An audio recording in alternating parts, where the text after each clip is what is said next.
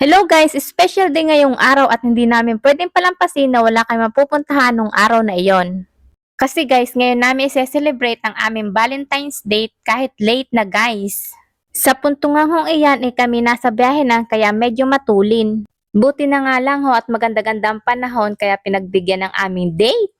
Pagkababa nga ho namin diyan kami muna nananghalin at gutom namang yan bago ho kami mag-tricycle.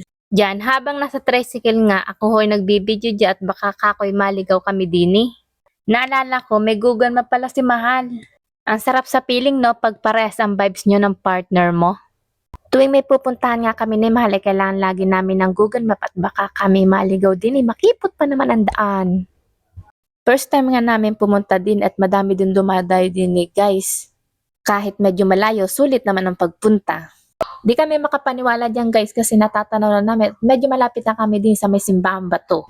Sa punto nga iyan ay nauna na maglakad si Mal at di rin siya makapaniwala na narating namin ari kaya thank you Lord ka na lang. Sabi ko nga kay Mahal dyan ay yung dati nating pinapanood ay ngayon ay napupuntahan na natin. Di namin na-expect na sobrang ganda pala din bali nasa main gate pa lang kami dyan guys.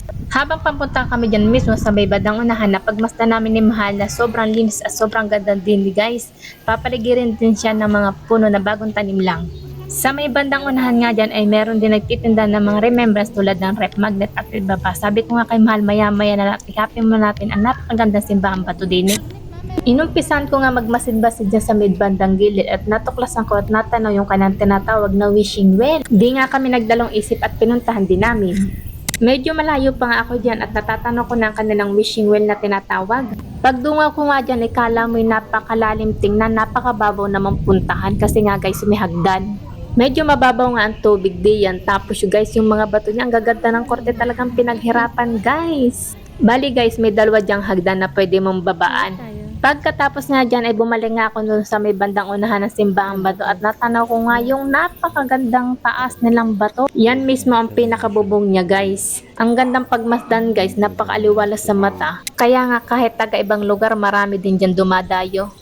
Yung ibang mga dumadayo dyan guys ay may mga sariling sasakyan, yung iba naman ay nagko-commute na lang. Ito yung dating napapanood mo lang tapos ngayon ikaw mismo ang nandiyan. Kaya thank you Lord ka na lang. Siya no pang hinihintay nyo, puntahan na rin simbahang bato ng Laurel, Batangas. Sobrang ganda niya kahit nasa malayo ka. Napakaaliwalas din sa mata guys.